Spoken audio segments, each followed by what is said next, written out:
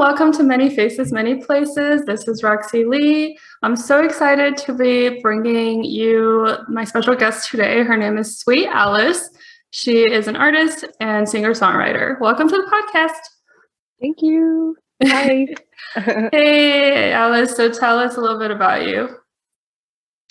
Well, I live in California and I am a dog owner, a dog mom. I have a dog named Waldo. I write music, I paint, I make mixed media art. I am sober. I'm a musician. I play the piano. I'm the youngest of 4 kids. I work for Adobe. So, you busy. do? Yeah. Mm-hmm. What do you do at Adobe?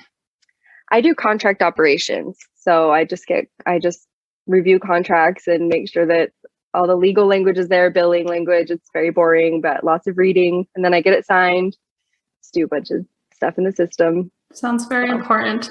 Yeah, well, I work from home, so that's really nice.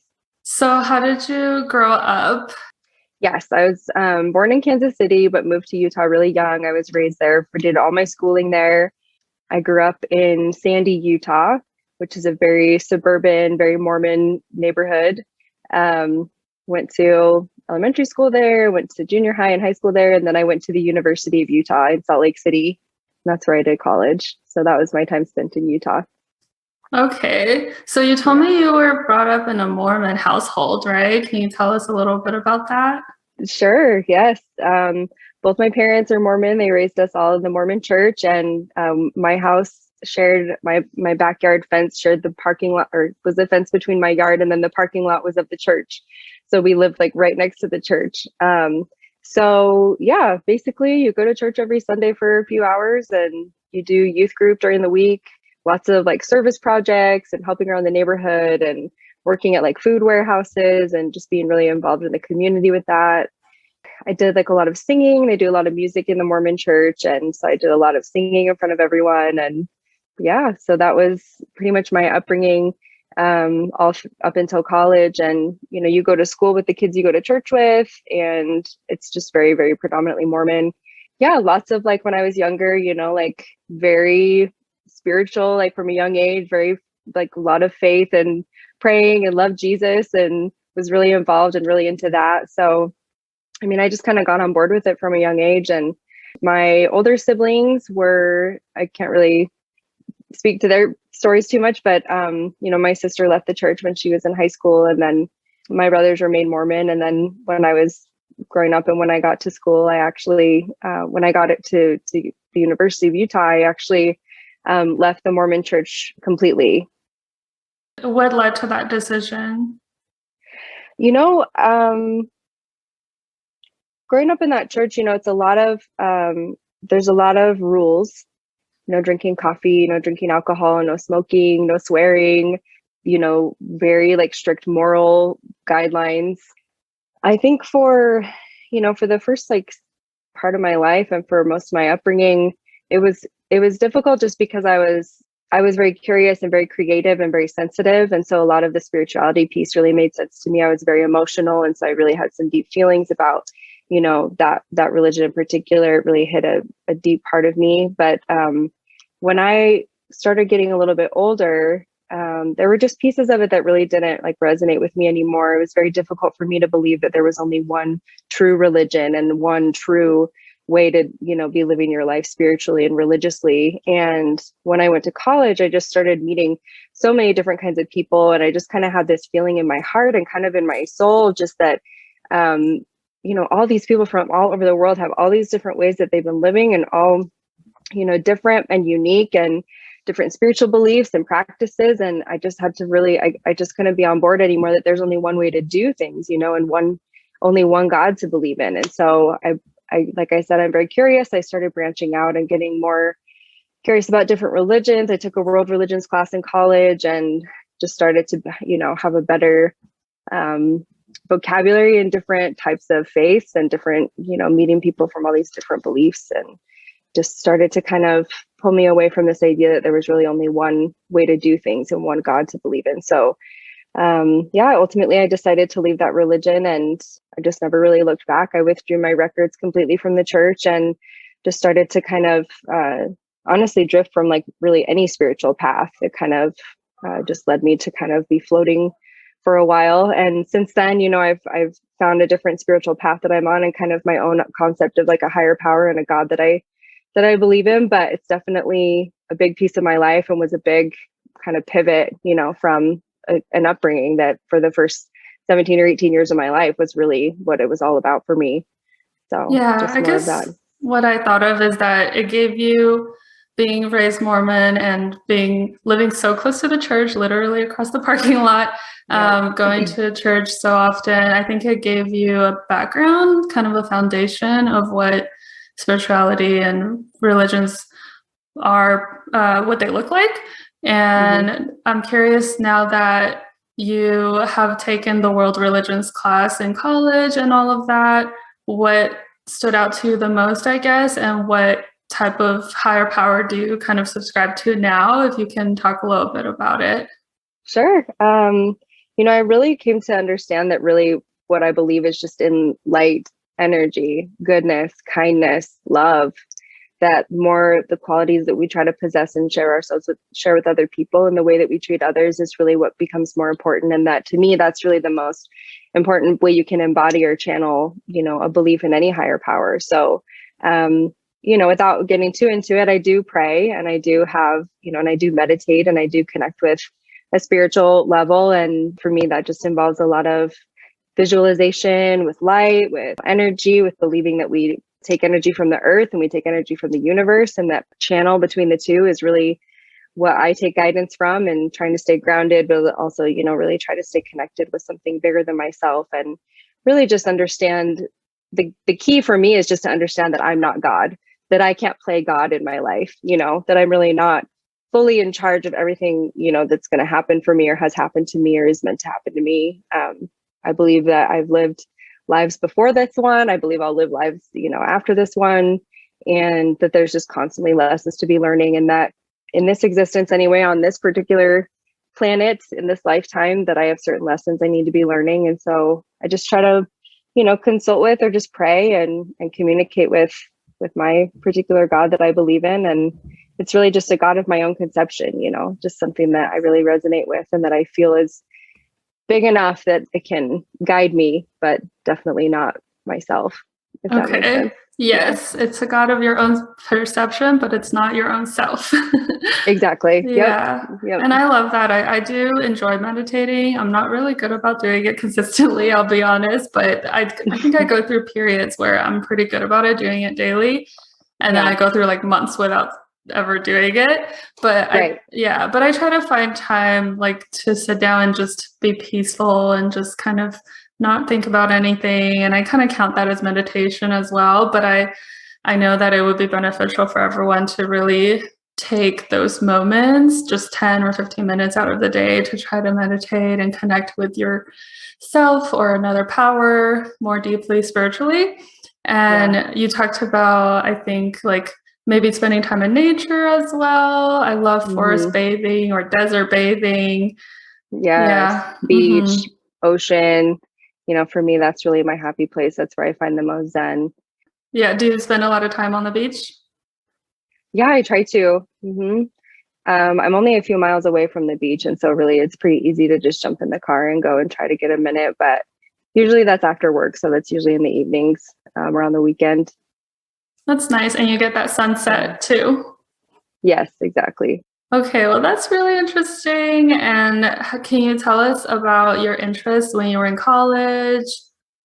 Yeah, definitely. I went to college for music. So I auditioned for a music program at the University of Utah, and I studied vocal performance, which is focused on the classical technique of music. So I was singing classical art songs and opera, and singing arias and practicing classically. So I was around a lot of people with different abilities and skills and talents. That school, music school was incredible, honestly. Like I'm not like a super good student. I don't consider myself like a really good student, but I did take a lot of really interesting classes. You study musicianship and different vocal pedagogy, which means like you're really learning how to actually like teach music or try to impart musical knowledge to another person. And for my instrument, the voice. But I went to school with all different kinds of musicians, in the basement of the building that I went to. there were all these practice rooms. And so you'd be walking down the hall of the practice rooms and hear someone singing and someone playing violin and someone playing the oboe and someone on the, whatever instrument, trombone, like all these different amazing musicians just practicing their craft. In my program, they don't really do it's not musical theater based at all, but there was a theater department at that university. And at the end of my junior year, during my senior year, I was able to kind of convince my instructors and kind of work it so that I could do some theater productions. It was not common. It was kind of unusual for them, to kind of straddle both, but I just really had missed that because I grew up doing musical theater and that was really more like my passion. And so I went to study classically because I had this intention that I was going to be a famous actor, famous musician, and famous musical theater performer. My dream was to go to New York and be on Broadway. And so a big, competitive advantage is to be trained classically so that you can read music, so that you can do all different styles of music and just really know your instrument.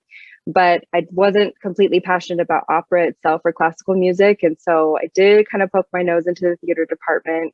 I did an original musical. It was a Greek story about the Bacchae. So that was really cool. We kind of got to collaborate with the actual writer of all that music and that director.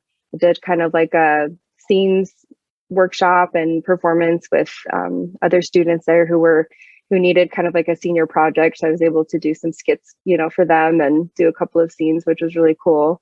So it also helped me, socially, I was able to kind of branch out and, meet some students with totally different experiences and passions and backgrounds than the classical world that I was living in. So does everyone that get classically trained in music stay in that kind of genre, or do most of them branch out into other genres of music? It's kind of funny, it's really difficult for a lot of us to make that a career just because of from a financial standpoint, it's very difficult and it's very competitive.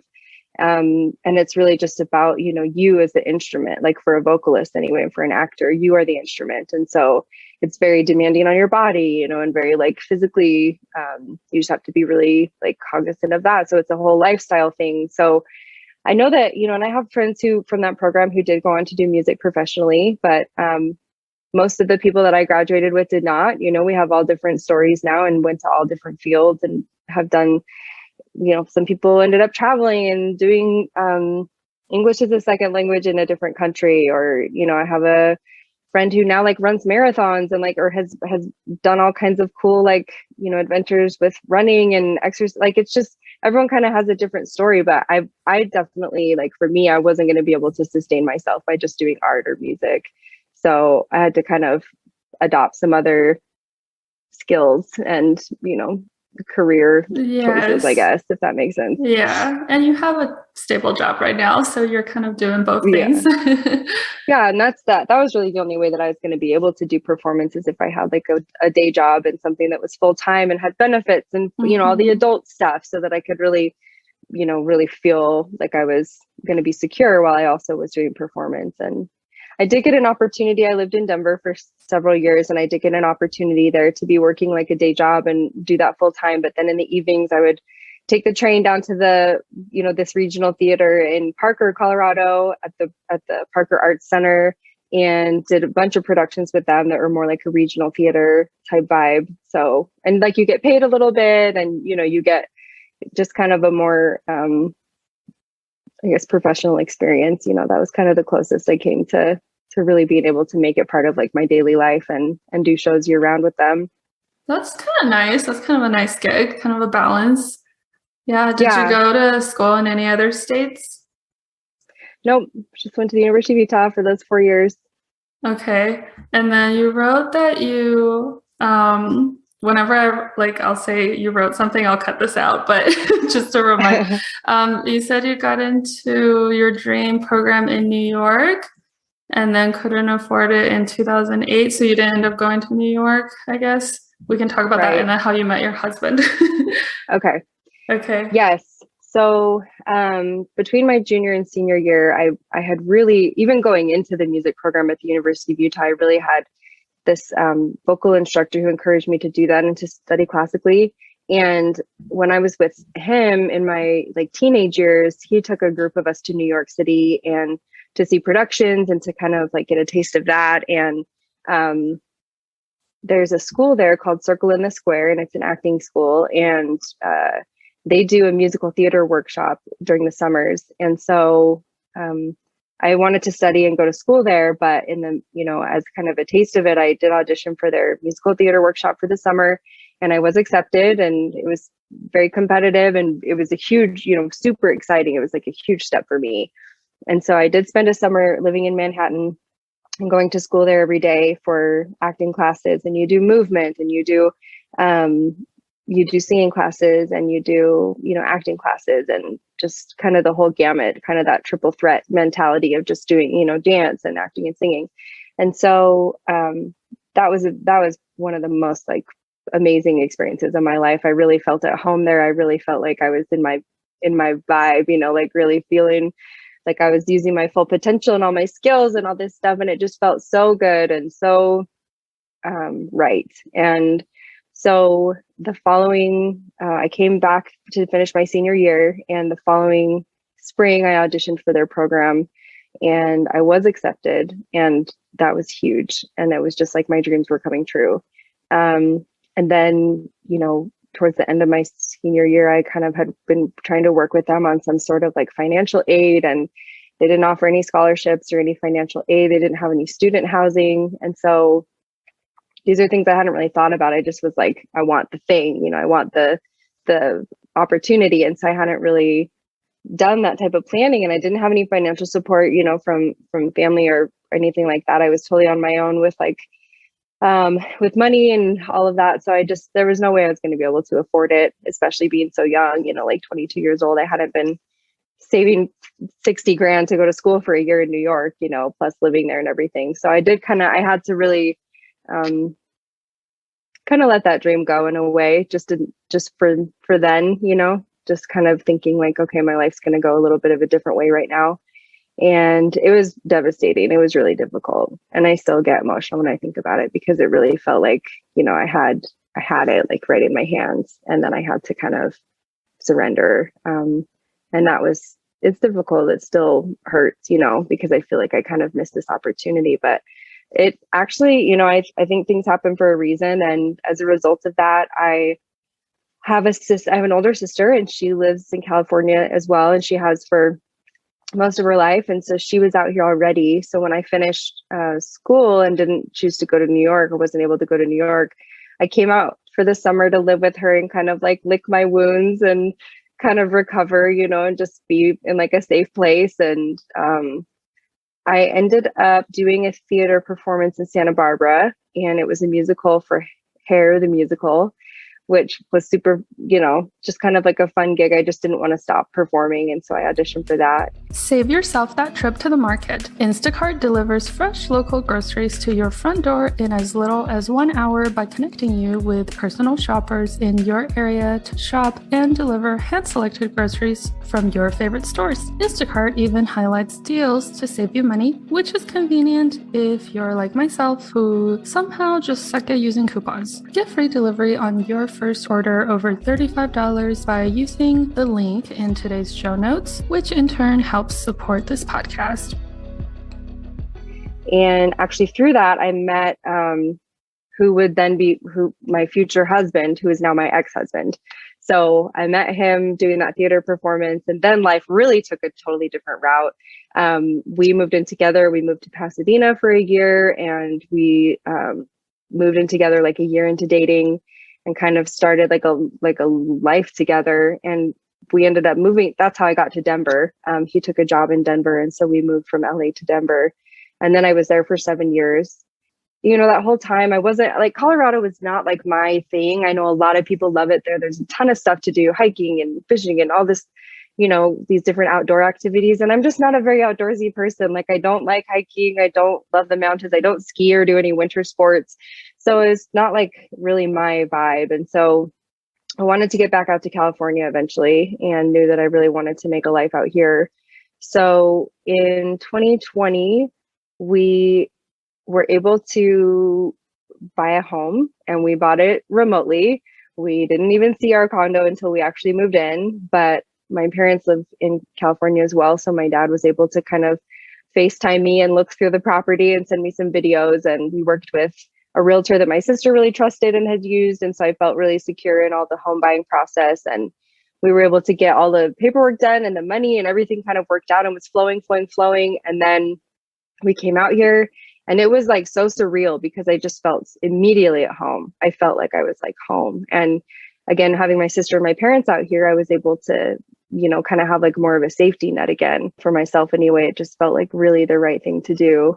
I don't know. It's kind of interesting. And this might be a good segue, but when we moved out here, there was some hesitancy, I think, on his part, just as far as like building a new life out here. He had family in Colorado. And so that was kind of a safety net for him. And so we're moving away from his family and friends and his job. And, so he found another job out here. I was able to work remote because of COVID. My whole company said, if you're in operations, you're really not needed in an office. And so you can work remotely. So I was able to like keep my job, which was amazing, and come out to California. And so, about a month into living here, we'd had like just some difficulties, and there were, areas in our relationship and in our marriage that really were probably a result of getting married without really fully thinking through, the reason for it. It was, I know a lot of people find their love story and they're like, this is my person forever and I want to get married and make babies. And that's some people's story and their reality, which is, wonderful for them. But for me anyway, like I never wanted to have kids and I never wanted to get married to begin with. When we were living together, he did have health insurance that he like kind of had on the side, but wasn't working a job where he had health insurance. And it was a huge concern to me because he was doing road bike racing and had been in some like really bad crashes and had some really bad injuries. It was very stressful thinking that like he might be, really seriously hurt and not have any health insurance. And my solution at this time in my life, I had, taken on this role of like really trying to fix and to, control his life, and to be totally frank, in his decisions. And so I told him that if he wanted health insurance, that my company would offer it for him and cover him if we were married. They didn't like recognize or like acknowledge like a domestic partnership, and we had been together for 8 years at that time. And so they didn't, acknowledge that or give him benefits for that reason. And so I just said, you need health insurance or we need to get married. And we thought, we felt like we'd be together forever anyway. And so we did decide to get married. And then it was only a few weeks later, we went to the courthouse and we did invite our families, and they did attend, and we got married in the courthouse, and our family sat in the jury box and like watched the, we're there for our ceremony and everything. And so when we did that, it was a few years later that we moved to California. And like I said, I just think that it wasn't really rooted in kind of like that, in that reason that a lot of people have where they know that that's their person for sure forever. So, there were just some differences in kind of the direction our lives were going. I really, really had this artistic drive and this feeling that kind of like nothing or no one could stop me. And while he was very supportive, there was something in me that just felt like I'm being held back by being in this relationship, by being in a marriage right now. And there's some other things that contributed to it. I was drinking very heavily. I identify as an alcoholic. I had a very heavy year of drinking in 2020, and that really got in the way of a lot of potential like connections with different people, and also with like kind of keeping a healthy relationship with him. I chose alcohol and weed over a strong marriage pretty much every day. So we just, we did drift apart in some ways. And like I said, there's other reasons that were in me that he didn't necessarily see or agree with, but I had made, that decision internally that I wanted to end the marriage. And it was only a couple months after moving out here together that I just said, I don't want to be in this marriage anymore. Will you grant me a divorce? And he agreed. And actually 3 months after moving here, he ended up moving back to Denver and was, then surrounded by family and friends again, which I think was really important for his, transition for that. And for me to have family out here and to, feel secure out here was kind of the right place at the right time. Thanks for sharing that and being open and vulnerable about it. Were you guys married at the time that you purchased the condo?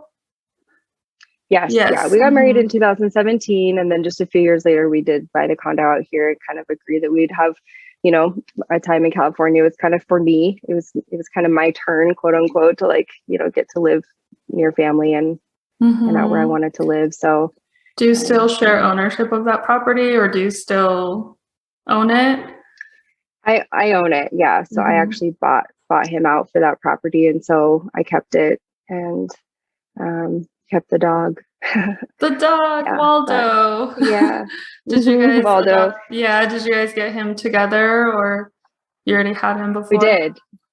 Yeah, we had lived in an apartment in Denver together. And then when we bought our first condo together in Denver, as soon as we had that option and we were no longer in an apartment and we had a condo where you could have animals, we bought the dog and just, yeah. Are you a I think cat he was always person kind of at like, all? I'm okay with cats. I was not a cat person until the last like year or so. For some reason, I went on like a road trip with my dad and we stayed with his cousin, and they have like a farm and they have like all these animals, and they have this cat that just like really liked me and just would come around me and like like wait outside my door in the morning when we stayed over at their place and was like kind of just waiting for me and like would let me pick it up and hold it and stuff. And it wasn't really that into other people. So I felt very special. And I think with cats, like if they like you, you're kind of like in the club. And so, yeah, I just kind of got like, okay with cats and now I like them. That's definitely true. Yeah. That's Yeah. the same with my neighborhood strays. Yeah. There's a couple that really like us, but we've always had dogs, my husband and I. So we're 100% dog people, but we like cats too if they like you back. So right, it's like something about that where you're like, oh, I guess they approve. So I'll just, like, just oh, they are sweet. Look at that. They're affectionate. Yeah. Yep. So that's been a wild ride, but I mean, you were married for, you said 8 years. So no, we were in the relationship for 10 years total, or almost 11 years, but we were only married for like 4. Oh, okay. So you guys were together for a really long time. Yeah, over a decade. So at that time, all of our 20s.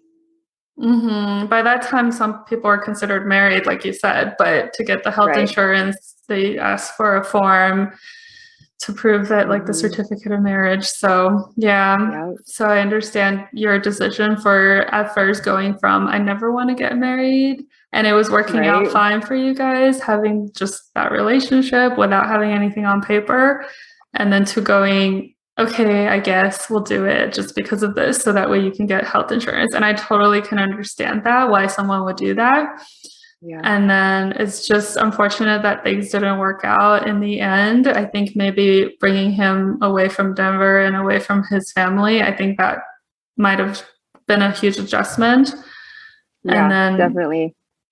Yeah. And then just things that you were struggling with too, and you guys just probably weren't seeing eye to eye on things. But at what point did you know internally that you wanted a divorce, like for sure, or did you have a period of wavering? I knew for sure. And we did, we had been working through just relationship stuff in general in couples therapy. And we were in couples for almost 2 years by the time this happened, or by the time I wanted a divorce. And there had been a period of time earlier that year in 2020 where I really felt like, I guess it was in 2019, that I just really felt like there was something missing and something, not fulfilling for me. I didn't feel like we really were going in the same direction with life goals. I wasn't really honestly very sure if he had any life goals. And it was very difficult for me to like wrap my head around that and not really have like a future plan, I guess. Kind of frustrated me. And I think for him, it was a little bit more like day by day. Like he's a very like calm, very chill person. So for me at the time, I was like very manic, and I was in a very big manic episode and just feeling like I was, just unsatisfied. And I did take a couple weeks away actually, and just kind of took some space and felt like that, was kind of like an ultimatum. And we had talked about it in couples therapy and kind of had an understanding of what I needed, from the relationship. And about 6 months later is when I knew that I hadn't really seen the changes that I had been asking for, or seen, that adjustment that I needed to really feel like we were on the same page. And so that pretty much secured for me just that I don't think this is going to to work in the long run. And, like you said, getting married for that reason. I know a lot of people do it. I don't think we're the only ones who've ever gotten married for health insurance. I'm like finding it's actually pretty common. But yeah, just in our case, it wasn't the right reason. So I did know, pretty much very solid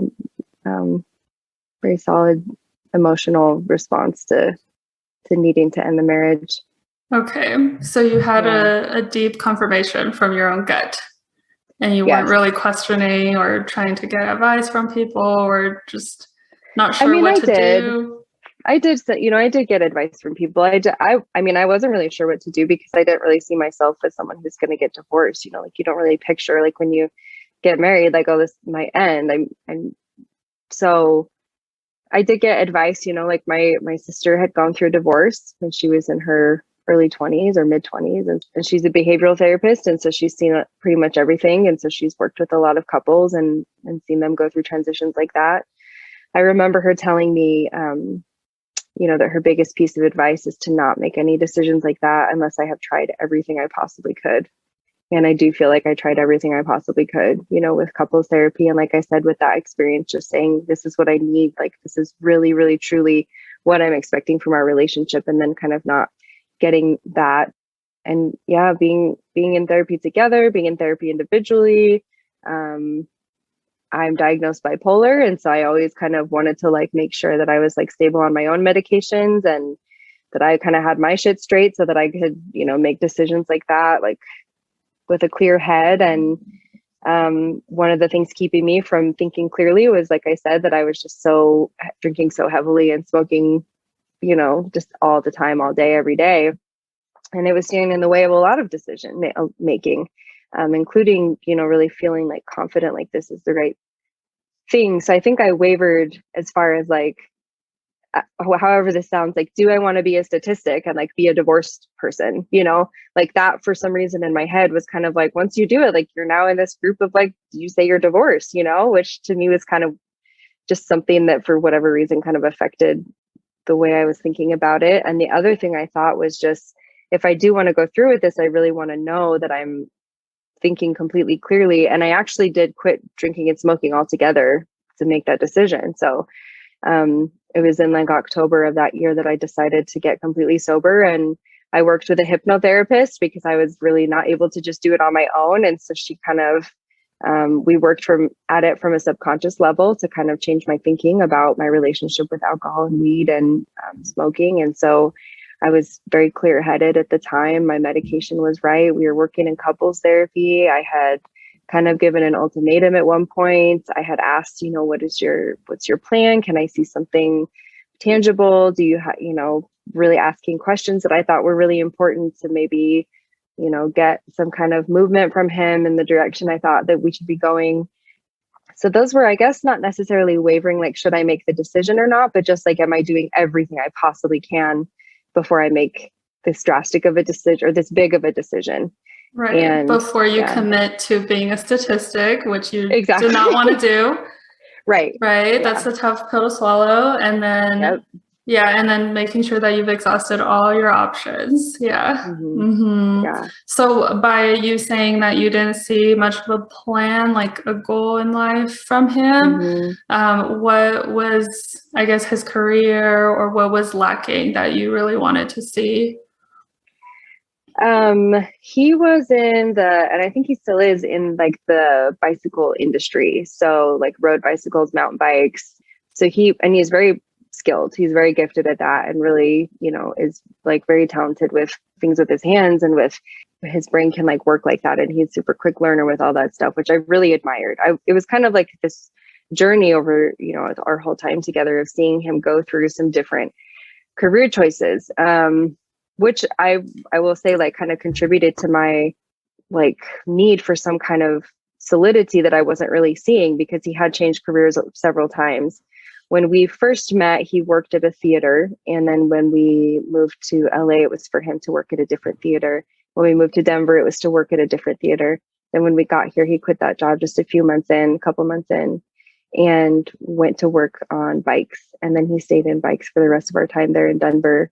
and had a few different positions there. And then, for hobbies anyway, like he does play the guitar and is a musician. We never made music together or really vibed, on that. I think they're, it's more just like from like an energetic standpoint, that like an energy type of exchange, like for me, never really worked with it. It's not that he wasn't a good musician or that we had any competition or anything like that. He was super supportive of all, the musicals that I did and all my musical endeavors. We just didn't really vibe like to make music together necessarily.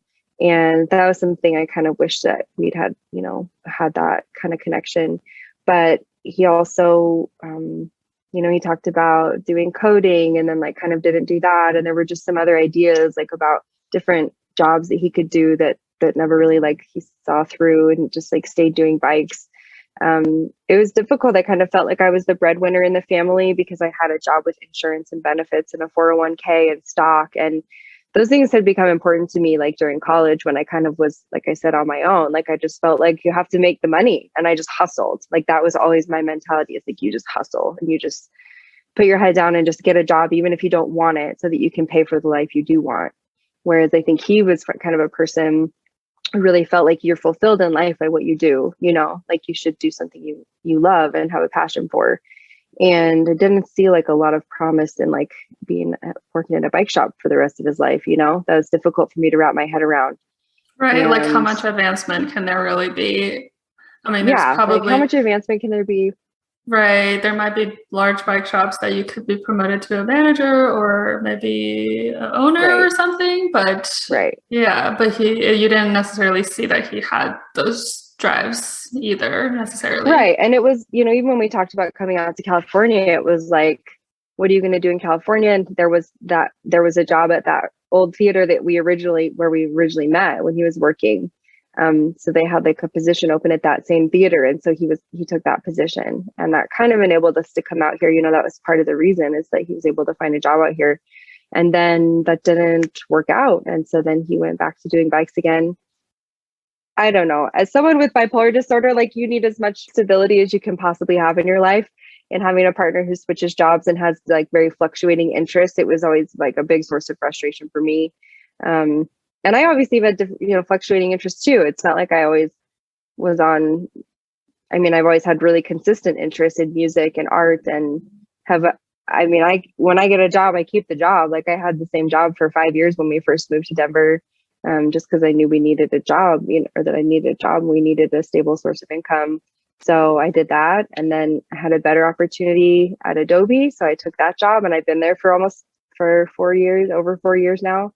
So I kind of just like do the thing, and I think to me, it's really doesn't matter if it's fulfilling. I just kind of find fulfillment in whatever I'm doing, and like I said, I think for him, it was like, he wanted to be passionate about what he does on a day-to-day basis, which I can totally understand and see that. But I think just like not really like having like a thing for whatever reason, like it was so important to me that like he have insurance, like that would actually drive me to kind of pressure us into a marriage was, like I think very revealing too at the time of how like insecure and unstable I was, and just how I really felt like I needed to like fix this, what I saw as like a huge problem.